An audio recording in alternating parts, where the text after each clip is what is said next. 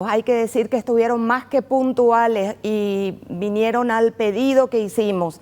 El lunes hablábamos de salud, el martes, ayer hablábamos de seguridad. ¿Cuáles son las cosas que más le están afectando a la gente? Su salud, su seguridad y su economía. ¿De qué nos sirve tener salud? ¿De qué nos sirve tener seguridad si no hay dinero en los bolsillos y puede que esté faltando el pan en el estómago? Hoy están aquí el ministro de Hacienda y está el doctor Benigno López y está también doña Carmen Marín, que es la directora de Estudios Económicos. Vamos a conocerles a ambos. Tenemos unas placas preparadas sobre ellos. ¿Quién es nuestro ministro de Hacienda? Benigno María López Benítez nació el 6 de julio de 1961 en la ciudad de Asunción. Está casado, tiene 2 hijos y está afiliado al Partido Colorado. No podemos dejar de mencionar que es hermano del presidente de la República, quien lo nombró como ministro de Hacienda el 15 de agosto de 2018. Es abogado por la Universidad Católica de Asunción, donde se recibió con honores. Cuenta con una maestría en Derecho realizada en Estados Unidos. Inició su carrera profesional como funcionario del BCP en 1980. Cuenta con amplia trayectoria en el sector público y financiero. Se desempeñó como miembro titular del directorio del Banco Central del Paraguay, fue asesor principal de la Junta Ejecutiva del Fondo Monetario Internacional en Washington, también fue director jurídico y miembro pleno de Itaipú Binacional y presidente del Instituto de Previsión Social.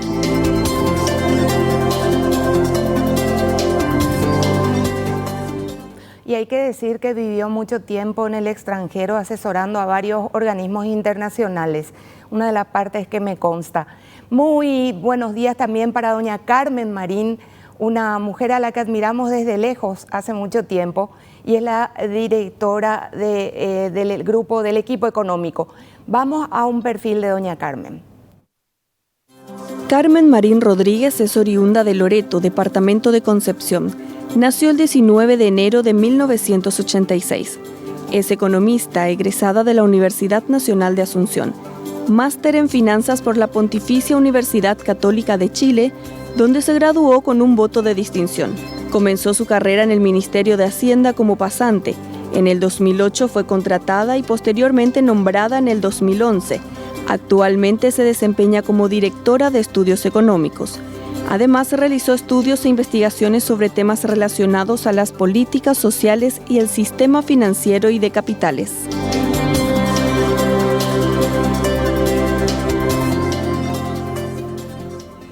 ¿Cómo le va, ministro? Buen día. ¿Cómo anda? Buen día, Mabel. Durmiendo mucho, comiendo idem, durmiendo poco, comiendo mucho, como todo el resto de los paraguayos. Así mismo es.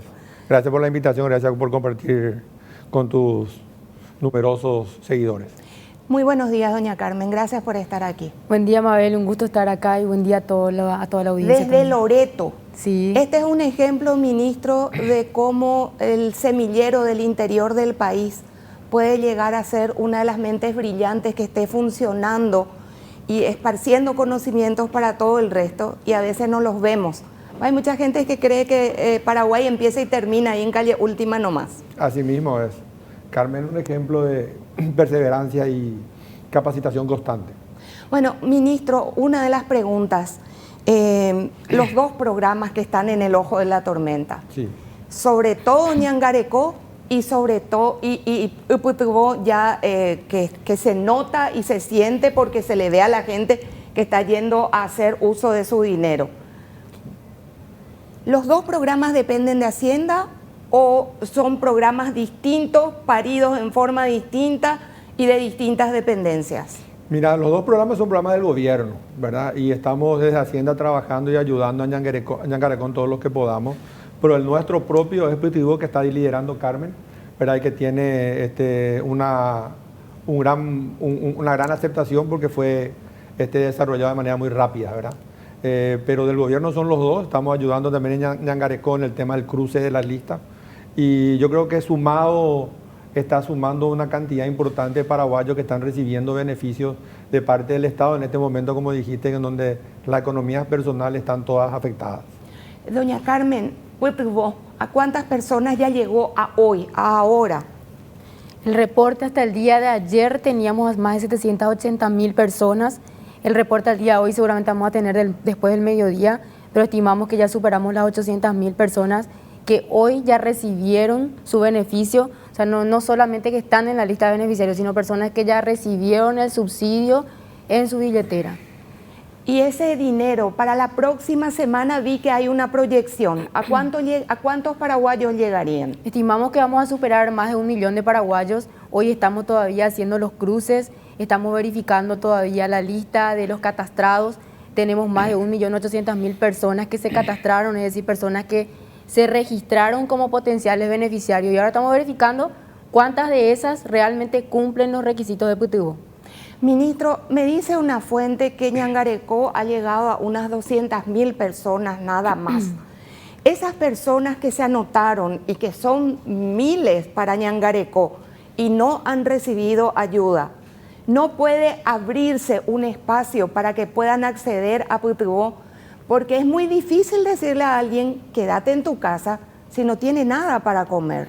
De hecho, el presidente la semana pasada, cuando lanzamos PTU, nos dio la instrucción de abrir y continuar con las inscripciones para que aquellas personas que creen que tienen derecho a PTU se presenten aún estando en Ñangarecó. La única regla es que no van a poder cobrar los dos. O sea, si cobró Ñangarecó, no va a poder cobrar PTU en este pago, porque este pago tiene un límite hasta 2 pagos, ¿verdad? Pero sí, habilitamos la inscripción, Carmen se encargó de eso, ¿verdad? Y estábamos recibiendo a la gente que se inscriba. Lo que tampoco podemos hacer es validar las listas, porque las listas tienen conceptos diferentes y clasificaciones diferentes de quiénes son los beneficiados o quiénes son los excluidos, pero sí, lo ideal sería que se vayan sumando a PTU para ver si tienen derecho para que la ayuda pueda llegar, ¿verdad? Doña Carmen, ¿eso significaría que se va a abrir un periodo de gracia para que más gente pueda inscribirse a PTU? Eso significa que nosotros abrimos un periodo hasta el viernes pasado para que aquellos beneficiarios de Ñangarecó que se registraron, que fueron o no beneficiados, también puedan registrarse a PTU. Como decía el ministro, lo que no puede ocurrir es que esta persona beneficiaria de Ñangarecó y beneficiaria de PTU reciba 3 pagos. Porque PTU tiene 2 pagos, entonces lo que puede ocurrir es que también reciba, pero hasta un pago del programa PTU. Nosotros priorizamos eso y así definimos ese criterio de manera a llegar a la mayor cantidad posible de familias o de personas, trabajadores informales que hoy están afectados en sus ingresos ante esta situación. Es decir, PTU entonces va a tener 2 pagos. Sí. 2 pagos de más de 500.000 o 500.000 dividieron en 2. No, 2 pagos de 548.000 guaraníes cada uno, ¿verdad? Esto pensamos terminar esta semana, si es posible, dar un tiempo para evaluar todo el proceso y dentro de 2 semanas empezar a pagar el segundo pago allá después del 15 de mayo. Después del 15 de mayo, el segundo pago. El segundo pago. Porque como tiene un proceso largo de pago, ¿verdad? Tal vez aquel que ya cobró el 15 de abril la semana pasada, dentro de un mes ya va a necesitar otra vez la asistencia. Ministro, en algún momento, no puedo estar tan mal transcordada, se llegó a hablar también de un subsidio de más de 1 millón de guaraníes para un tercer nivel. Dígame si estoy equivocada o no. ¿O esto tiene que ver con el dinero que IPS va a desembolsar para la gente desempleada? Se llegó a hablar, pero no se concretó, porque una cuestión es nuestra forma de financiar, ¿verdad?, estos pagos. Desde el Estado, este es el pago que se va a hacer 2 veces 548.000 guaraníes por persona, en 2 pagos dentro de este proceso de vigencia de la ley de emergencia. Y IPS tiene su programa, que ayer salió el decreto. Ya salió el decreto. Quiere decir que desde hoy IPS estaría disparando a unos 20.000 obreros, porque el señor Halley me había dicho, ya tenemos todo listo para arrancar con 20.000. Estamos esperando la firma nomás y la firma no salía. Pero ayer salió la firma del decreto. Puedo aclarar eso, ¿verdad?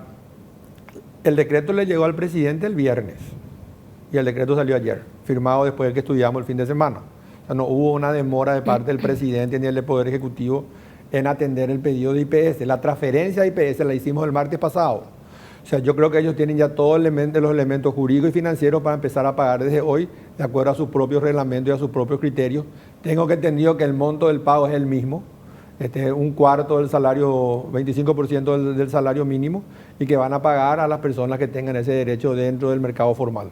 ¿van a pagar a aquellos que fueron desvinculados ya para siempre o a aquellos que se haya comunicado que hay una cesantía temporal de la empresa o de la industria o el comercio?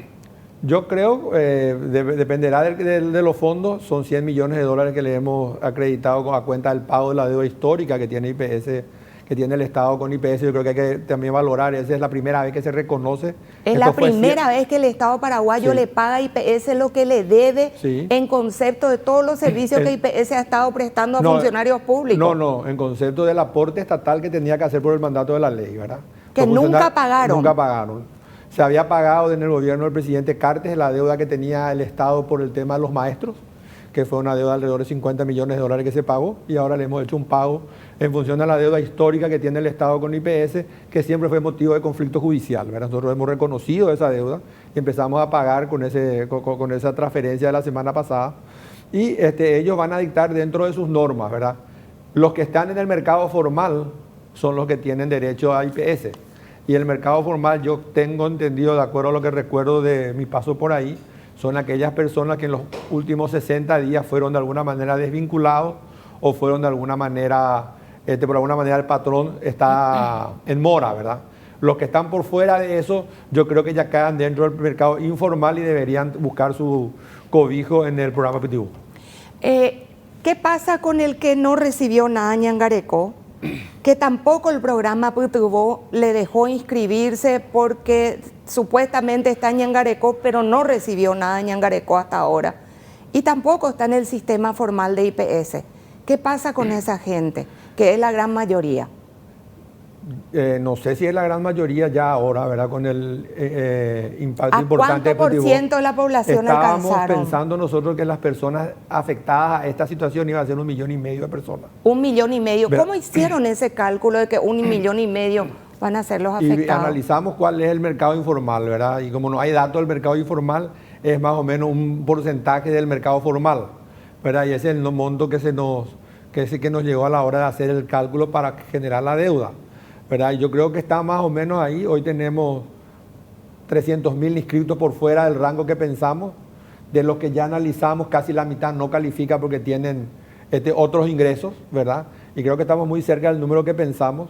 Estábamos hablando justamente con Carmen ahí en la antesala. Vamos a hacer en estos 15 días que quedan entre un pago y el otro, vamos a hacer un análisis justamente de esas personas que pudieran tener derecho a PTU. O sea, y entonces vamos a tratar la forma de ver cómo hacemos para incorporarlas. Siempre y cuando va a depender de los recursos que hemos previsto en el paquete de ley.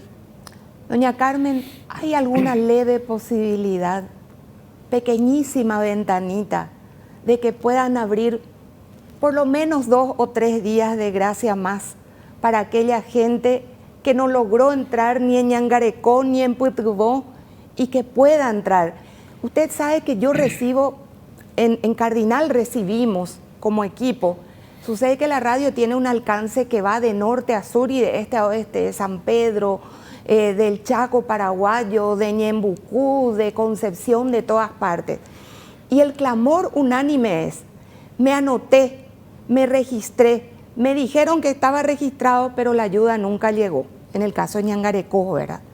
Otro de los reclamos es: me registré, pero nadie me avisa si me tomaron o no me tomaron, nadie me respondió. Otro de los reclamos es: me anoté, pero ya no tengo más ni saldo para contestarle el sí o el no que te preguntan desde el programa. Entonces, ¿puede el sistema abrir una ventana para esta gente que está desesperada, que no debe ser un porcentaje muy alto? Llamémosle los rezagados, los que por falta de comunicación, de tecnología, de señal, quedaron por el camino. ¿Se les puede abrir una ventanita de 2 o 3 días? De hecho, no creo que haya problemas, ¿verdad? Nosotros estamos viendo justamente eso, queremos terminar este pago y evaluar eso y ver de los 1.500.000 cuánto entraron realmente, qué rubro nos queda, qué vacancia nos queda para hacer y volver a hacer. Yo creo que la idea es que cuanto más gente que tenga derecho acceda a la asistencia es mejor, porque va a traer un alivio a cada familia, a cada persona. Pasando del tema asistencia para las familias al tema que en algún momento usted dijo y que generó mucha preocupación, de que estaban preocupados que probablemente no iban a tener ni dinero para pagar los sueldos a fines de ese mes. ¿Está asegurada la liquidez en el mercado, ministro? Sí. Ese suspiro me preocupa un Sí, poquitito. no, está asegurada. Cuando hablamos de eso, hablamos de un momento donde se había resuelto por ley hacer exoneraciones de todo lo que es carga pública, impuestos, tasas, contribuciones, servicios, que son los recursos con los cuales se financia el funcionamiento del Estado, ¿verdad? Pero como la ley salió, nos dio la posibilidad de generar el puente para estos 2 meses. Los recursos van a estar para que el Estado pueda funcionar adecuadamente abril y mayo. ¿Qué pasa con la Municipalidad de Asunción? Que sé que no debería ser preocupación de ustedes, aunque está la ley de capitalidad también, que hablan que no tienen, que están en rojo, que no tienen cómo pagar a sus funcionarios. Y yo creo que este es un momento ideal para mirar todas esas cosas y ver lo que yo aprendí en estas 2 semanas que está en plena vigencia de la ley. Al final del día, todo viene al Estado. Entonces debiéramos ver esas entidades que funcionan medio independientemente, que al final del día reclaman esta asistencia estatal. Ocurre también en el sector financiero, aquellas entidades que no están formalizadas, todos requieren una asistencia estatal. Y deberíamos poder ver qué ayuda podemos dar al Estado, porque el Estado hoy está también constreñido por la falta de recaudación y por el plan que hizo ajustándose a esas medidas que estábamos hablando de fortalecer la salud, el empleo y evitar la rotura de la cadena de pago. Yo entiendo lo que usted dice como que, claro, es muy fácil hacer diseños, planes, tener personal hipernumerario. Cuando después queman las papas, acudimos toda la misma bolsa a pedir auxilio y de la misma bolsa, que generalmente son los impuestos de la gente, tiene que salir para pagar los festivales de todo el mundo. Así mismo, me captaste. Capté, ¿verdad? Sí. Es más o menos lo que... Sí. Quiero pedirle a Pablito Guerrero que prepare las preguntas sobre los programas que está haciendo la gente para aprovechar sobre todo la presencia de ña Carmen. Viendo desde afuera, Carmen, el funcionamiento de ambos programas, te quería preguntar, ¿a qué se debe, analizando con una mano en el corazón, a qué se debe la efectividad de la rapidez de un programa y la lentitud del otro? ¿Es porque se planteó en términos monetarios? ¿Es porque se planteó en términos de víveres? ¿Es por qué? ¿O se usaron distintas fuentes? ¿Cómo es que el Estado para una misma cosa tiene distintas respuestas? Yo no sé si el Estado tiene distintas respuestas, yo creo que son todos programas complementarios. En primer lugar, te quiero explicar que Ñangareco es un programa para las familias, es un programa para las familias que están en una situación de vulnerabilidad. Por otro lado, Putibó es un programa para el empleo, es decir, está apuntado al 64% de aquellos trabajadores que están hoy en una situación vulnerable, afectada en sus ingresos. En esa etapa nosotros priorizamos inclusive a la gente que en alguna medida reportada que tenía un salario mínimo o menor. Entonces está apuntado a la base de la pirámide.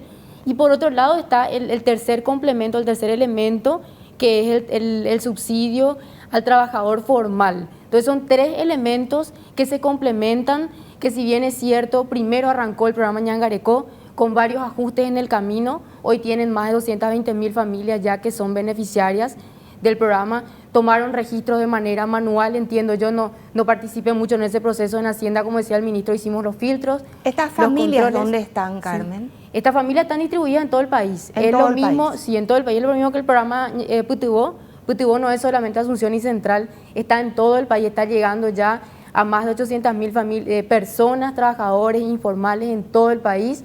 Ese es un punto que también quería aclarar. Y por otro lado también complementar lo que decía el ministro hace rato, ¿por qué 1,5 millones de personas y qué vamos a hacer con los que no están? En primer lugar, también aprovechar este espacio para explicar a la gente, si bien es cierto, tenemos 890.000 personas en nuestra lista de beneficiarios, que está ya publicado, ¿sí? Pero por otro lado ya tenemos más de 800.000 personas que ya recibieron su dinero. Por otro lado, también hay un grupo importante de gente que reúne las condiciones, pero que requieren un poco de gestión por nuestra parte. Por ejemplo, personas que no pusieron bien su número de cédula, personas que no pusieron bien su número de teléfono o algún otro dato importante que nosotros necesitamos para llegar a esas personas. Hoy estamos gestionando eso con las entidades, estamos viendo cómo llegar también aquellas ciudades donde no hay un POS, donde no hay una despensa, en donde no hay una facilidad de comercio. Eso estamos trabajando con toda la estructura que tenemos a través de las EMPES y por supuesto a través del Banco Nacional de Fomento. Entonces, esto es un proceso, también un fondo de 300 millones de dólares, un desafío enorme, un programa sin precedentes, para nosotros que lo estamos haciendo de a poco, ¿verdad? Y llegamos ya a más de 800.000 personas. Yo también quería aprovechar este espacio para aclarar y de vuelta decir a la gente que si ingresaron con su número de cédula a la página y no están hoy en la lista, también decirles que hay una gran parte de las personas que se registraron del 8 de abril hasta el 16 que están en la lista de beneficiarios, pero que no lo hemos publicado todavía porque estamos gestionando cómo llegar a esas personas. Excelente, esas son muy buenas noticias. Quiero con ustedes aquí dar una buena noticia y bueno, abría la compuerta al ministro contándonos que ya está el decreto correspondiente para IPS y le tenemos a don Pedro Halley en línea desde IPS. Don Pedro, aparentemente tenemos buenas noticias para hoy. Amanecieron ya ustedes con el decreto reglamentario, don Pedro, lo cual usted me decía el otro día que ya tenían preparado unos 20.000 documentos que ya habían sido analizados, procesados y que estaban listos para ser disparados, don Pedro. Mabel, se cortó la comunicación, te estoy hablando de estudios, pero ya tenemos en nuestro poder el decreto del IPS. Ahí vamos a ver si podemos mirar el decreto de IPS. Esto significaría, Pablito, que hoy arranca. Recordemos que don Pedro estaba contando que habían procesado ya documentos de unas 20.000 personas, 20.000 obreros y obreras del Paraguay, y que apenas recibían el decreto ellos iban a empezar a disparar ese dinero. Así que es altamente probable que a partir de hoy haya un circulante adicional en el mercado que va a ser una inyección muy importante en este momento de tanta carestía. No sé si me avisan cuando esté nuevamente don Pedro o Pablito. No le tenemos todavía, Mabel, tenemos aquí en nuestra mesa de trabajo decreto número 3546 y los sujetos beneficiados son dos básicamente: subsidios por reposos por COVID diagnosticados y o confirmados y compensación económica de los trabajadores afectados por la cesación o suspensión de actividades económicas relacionadas con la pandemia COVID-19. Esto significa, ministro, que a toda esa gente que se está llegando con PTU, más los 200.000, me da un poco de vergüenza hablar de los 200.000, ¿verdad? Porque es una cifra muy escasa, pero se va a sumar una importante población a través de IPS que va a empezar a ver estos desembolsos, ministro. Así mismo es, pero hay que tener en cuenta que, como dijo Carmen, esos 200.000 son 200.000 familias, o sea, afecta a más personas seguramente el impacto de la asistencia a Ñangarecó. Y en el tema de IPS no es solo, así como bien dijo ahí, dijo recién, no es solo la asistencia monetaria la que va a recibir, sino que la ley tiene una prórroga automática del plazo dentro del cual van a estar recibiendo la atención médica aquellas personas que por efecto del COVID-19 estén desempleadas. Hoy la ley de IPS dice que vos tenés 2 meses de atención médica si es que se te cesó, se suspendió tu contrato de trabajo o hay mora en el pago del servicio del patrón. Ahora la ley le dice a toda esa gente que en situaciones normales tienen 2 meses, hoy van a tener 18 meses. O sea, IPS le va a atender 18 meses independientemente de que haya aporte o no a las personas que caigan dentro de esa norma legal. Aprovechando, hay un gran número de empresas, de industrias, de comercio que han parado sus actividades. Algunas de ellas pequeñitas que cerraron, fueron las primeras en cerrar sus puertas, otras medianas, y hay empresas grandes tambaleando. En este escenario se habla de, en medio de una tragedia como la que nos pasa, no solo a Paraguay, al planeta entero, es como que la Tierra salió del eje. Hoy leía que eso es lo que decía uno de los medios internacionales, es como que la Tierra salió del eje y tendremos que volver en algún momento. Sí. Y en algún momento se supone que esto vamos a salir. Pero se está hablando de nuevos impuestos desde el sector político, justamente para los hombros que ya están aportando. Algunos de esos hombros ni siquiera se les devuelve el IVA, o sea que ya de por sí no son los más favorecidos. Y hoy escuchaba unos análisis de un ex ministro de Hacienda como Ferreira, diciendo que el remedio va a ser peor que la enfermedad, poner este impuesto en este momento. ¿Qué es lo que harían estas grandes industrias, grandes empresas o lo que sea? Cerrar más compuertas en el lugar donde se está yendo el dinero sin rentabilidad. Sí. ¿Y cuál sería el capital laboral? ¿Qué piensa el gobierno de esta propuesta del sector político que quiere aplicar más impuestos en este momento? El presidente fue claro la última vez que habló públicamente al respecto. Dijo que no es momento para hablar de impuestos y nosotros desde Hacienda estamos absolutamente de acuerdo con eso. Este es un momento para responsabilizarnos de la gente más vulnerable y que la gente que sí tiene algún músculo se preocupe de pedalear para adelante, dice el presidente, recordando una frase de la calle Pou de Uruguay. No está en nuestra intención hablar de impuestos en este momento. Es más, si vamos a una suerte de pacto social que se tuvo el año pasado, hablamos de impuestos. El año pasado hicimos una reforma que fue bastante sencilla, pero bastante cuestionada por el sector privado por el tema de que se casan del zoológico solamente con aquellos que sí aportan. Y el compromiso este año y el año que viene, y yo creo que es fundamentalmente hablar de la reforma del Estado. La otra parte de la película que nos comprometimos cuando hablamos de la reforma tributaria. Desde el Ministerio de Hacienda no va a salir ningún proyecto de ley que implique mayores impuestos, ni no vamos a apoyar ningún proyecto de ley que genere una situación de estrés al sector productivo, que es el sector que tenemos que apoyar para que las consecuencias de esta pandemia sanitaria y económica y laboral no sean devastadoras.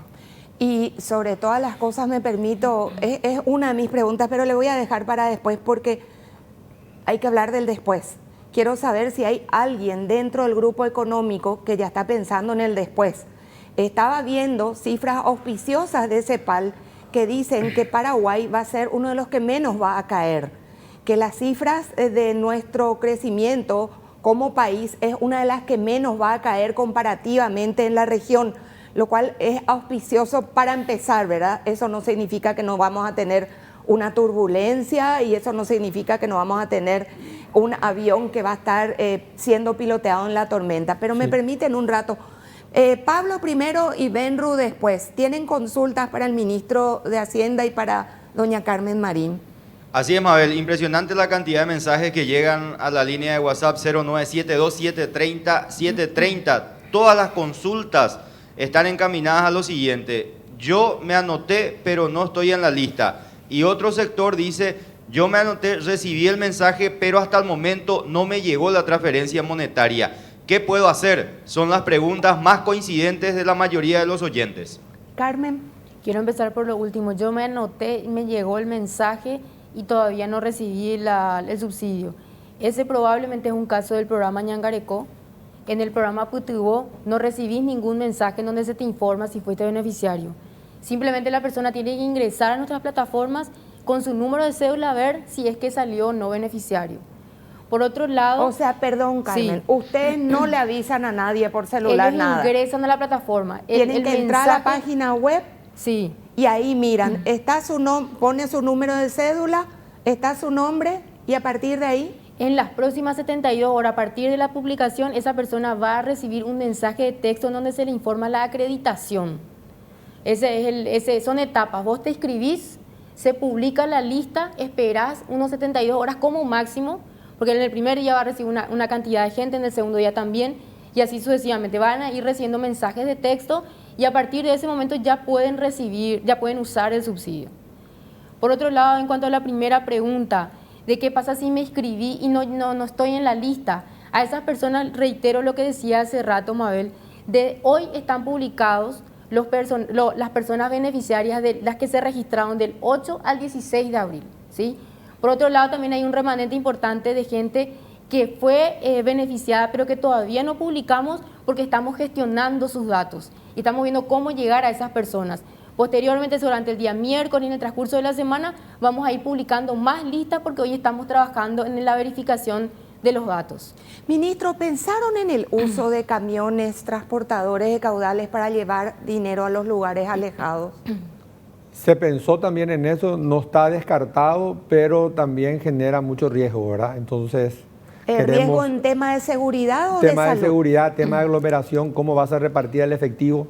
Pero localidades chaqueñas, por ejemplo, de poca población, que vayan dejando en cada ciudad donde la población no es mucha, se les avisa. Pero como es personal, la persona va a tener que ir a retirar ese dinero del transportador o de algún lugar.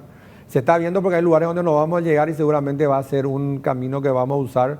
Pero ahora estamos nosotros muy satisfechos con este sistema, donde está generando un impacto importante por el tema del uso del dinero en las necesidades básicas, alimentación y medicamentos, ¿verdad? Entiendo. Una vez que damos este efectivo, perdemos el control del uso del dinero. Pablo, ¿tenés otra pregunta antes de ir a Benru? E insiste la gente con la misma pregunta, Mabel, que a veces se cuelga la página, no pueden ingresar, intentan, pero no logran. Eso en el caso Putubó, como decía la doctora Carmen. Y también hay una consulta de 5 o 6 personas, suponemos, que son extranjeros, que dicen por qué los extranjeros no están dentro de estos programas de ayuda. Eso iba a preguntar, doña Carmen. Hoy escribía un señor de 72 años, yo me pasé el mensaje a mí misma porque me pareció muy importante lo que él estaba diciendo y le voy a leer. Desde 1994 estoy radicado legalmente en Paraguay, tengo cédula paraguaya desde hace 25 años, tengo 2 hijos paraguayos de 15 y 11 años. Quiero saber por qué la discriminación en relación a los programas de asistencia social del gobierno paraguayo que excluyen a los argentinos radicados en este país. Tengo 72 años, trabajaba hasta hace 2 meses como vendedor comisionista sin sueldo en una playa de venta de vehículos. ¿Por qué esta discriminación con los argentinos residentes, mientras que en Argentina a los paraguayos que viven allá se les pagan planes y hasta recibieron ayuda por pandemia de más de 700.000 guaraníes a unos 780.000 paraguayos residentes? ¿Qué respuesta le damos a ellos? En primer lugar, aclarar que aquellos extranjeros sí pueden ser beneficiarios de este programa, simplemente tuvieron que hacer el trámite de naturalización, que tiene una serie de requisitos, tiene que tener mínimamente 3 años de residencia en el país y estar ocupando algún tipo de actividad económica especial. O sea, sí pueden, pero tuvieron que haber hecho el trámite de naturalización. Por otro lado, ese trámite de naturalización que incluye toda esa movida que hizo Messer ante la Corte Suprema de Justicia. El trámite de naturalización... Pues si tiene una cédula ya no es un residente. El trámite de naturalización por lo menos, Mabel, te da la garantía de que esa persona estuvo como 3 años mínimamente viviendo en el país y está cumpliendo una actividad económica. Eso por un lado, pero por otro lado es importante ver si esa persona realmente es un potencial beneficiario de este programa.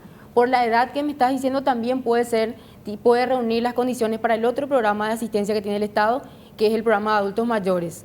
Por otro lado también habría que analizar bien cuáles son las condiciones, también puede ser beneficiario del programa Tecopona. Me permiten un ratito, háganme acordar otra vez de volver a este tema de los argentinos radicados hace mucho tiempo en Paraguay. Le tenemos al presidente de IPS, a don Andrés Ubetich. Don Andrés, muy buenos días. Está el ministro de Hacienda aquí con nosotros, el doctor Benigno López, está doña Carmen Marín también. Y queríamos dar la buena noticia que ustedes tienen en IPS esta mañana.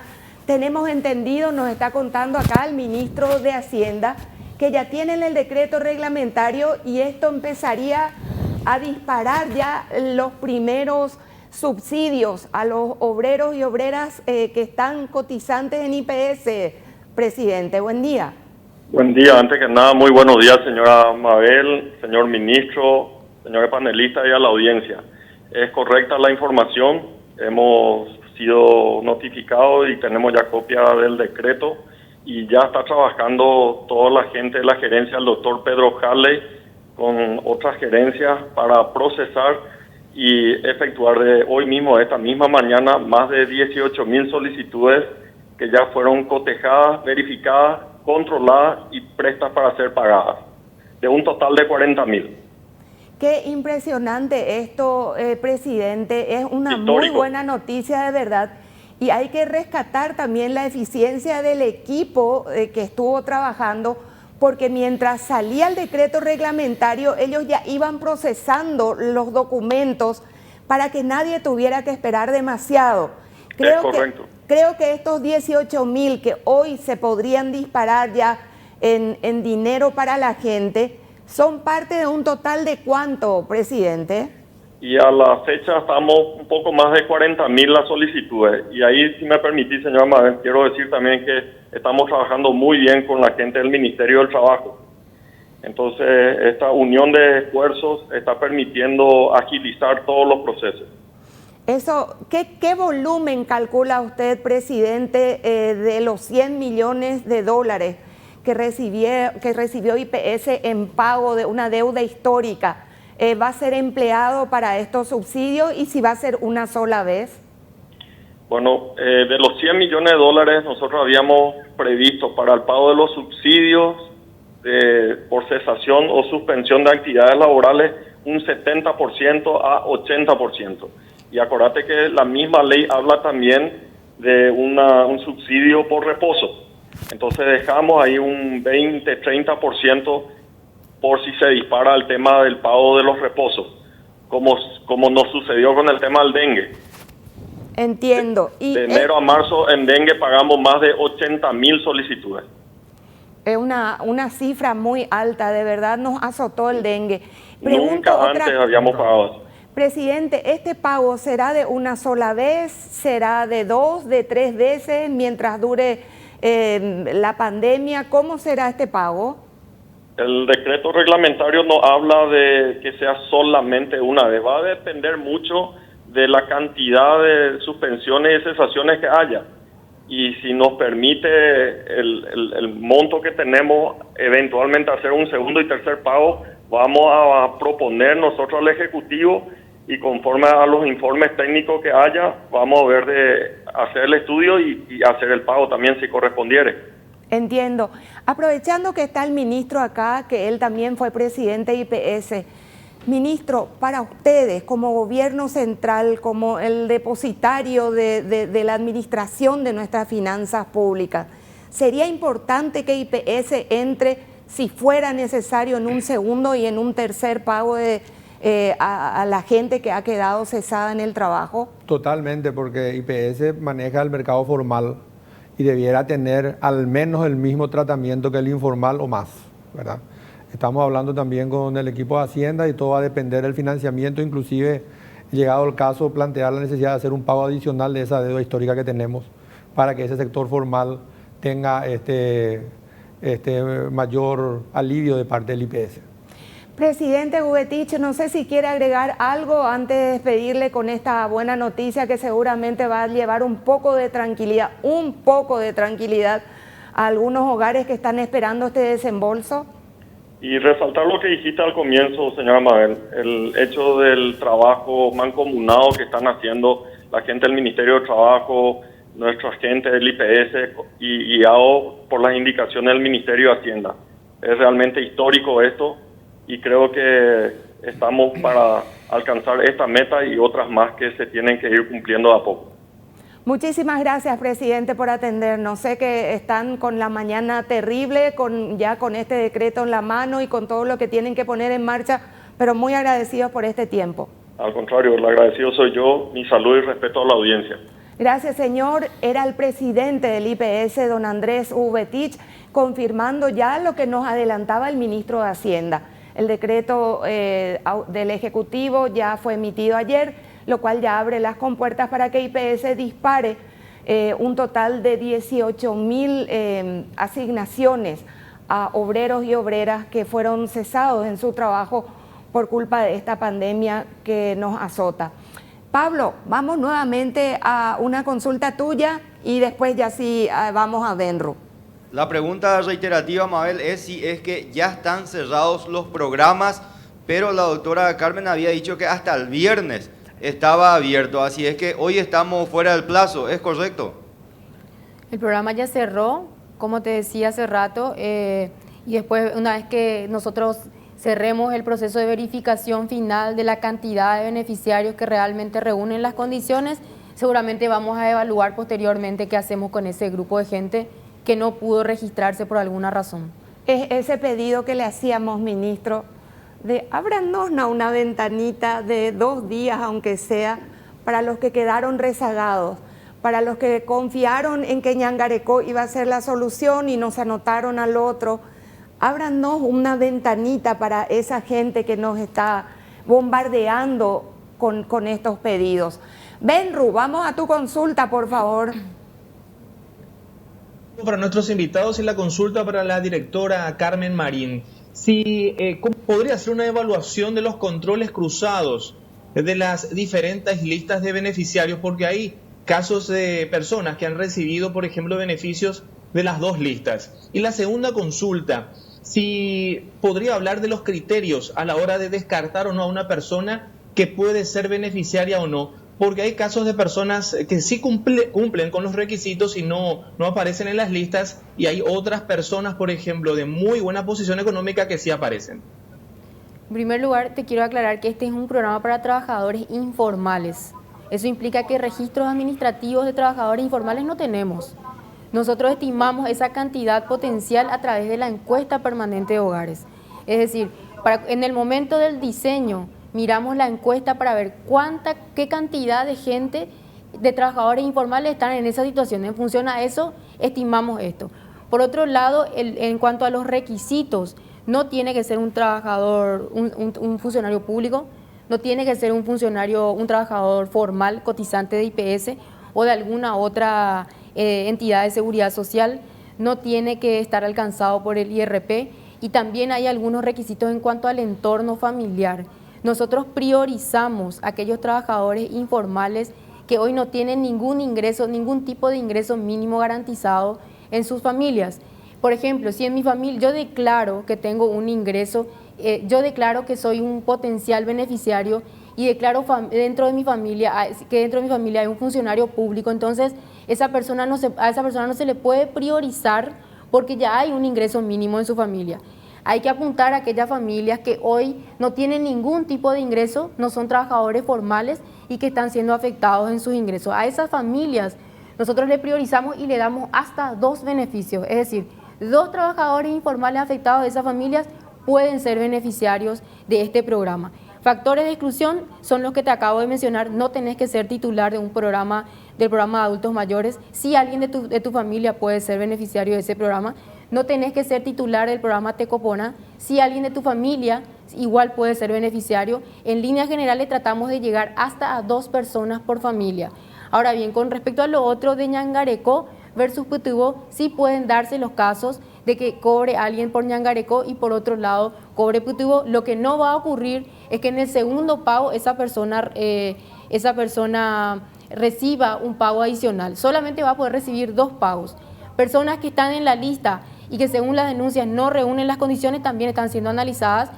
Lo que pasó fue que esta persona declaró ese ingreso, declaró que no tiene ningún funcionario público dentro de su familia, y si no le encontramos dentro del sistema, entonces es muy difícil identificar. Pero si bien es cierto, estas irregularidades que vamos encontrando hoy ya están siendo analizadas a través de la Dirección de Anticorrupción y la Abogacía del Tesoro del Ministerio de Hacienda. No debe ser muy difícil poner una página con un pequeño formulario donde la gente entre a hacer denuncias.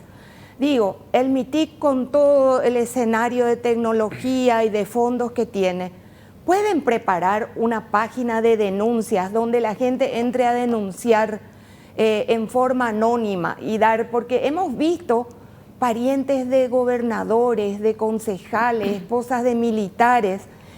Una de las doctoras que más yo admiro en este país, me escribe un día y me dice: Mabel, alguien puso mi nombre en el programa Pitubó y recibí un mensaje diciéndome que se me había acreditado dinero y estoy espantada, me dice. Ella movió todos los resortes, obviamente, y para el mediodía enseguida se hizo la reversión. Pero, ¿hay algún lugar donde la gente pueda denunciar porque aparecieron nietos de familias adineradas, hijos de fiscales, aparecieron parientes de gente que están en el gobierno? ¿Hay algún lugar? ¿Nos pueden poner una página, así como hay una página de comunicación donde uno pide acceso a la transparencia pública? y ahí recibe una denuncia contra Ñangarecó, le envían a Ñangarecó. Contra Putubó, le envían a Putubó. Contra Salud Pública, le envían a Anticorrupción. ¿Se puede generar algo así? Tenemos. Te voy a citar, voy a aprovechar este espacio para repetir los números. La página es www.denuncias.gov.pi, donde se puede ingresar para hacer las denuncias, y también hay números de WhatsApp 0976-757-886, 0976-181-816 y el 0976-469-002. A esos números de teléfono se pueden presentar las denuncias. También hay un correo electrónico, anticorrupción.mh@gmail.com. Estos son los puntos de acceso a través de los cuales estamos recibiendo estas denuncias. Como te decía hace rato, ya tenemos un equipo de gente que está analizando estos casos y para posteriormente, si es que corresponde, enviar a la Fiscalía. Mabel. Estefi, yo quiero, sí, Pablito, ya me voy enseguida. Estefi, sería interesante poner los números y la página que acaba de dar doña Carmen en una placa o en el Zócalo para que la gente pueda tener acceso.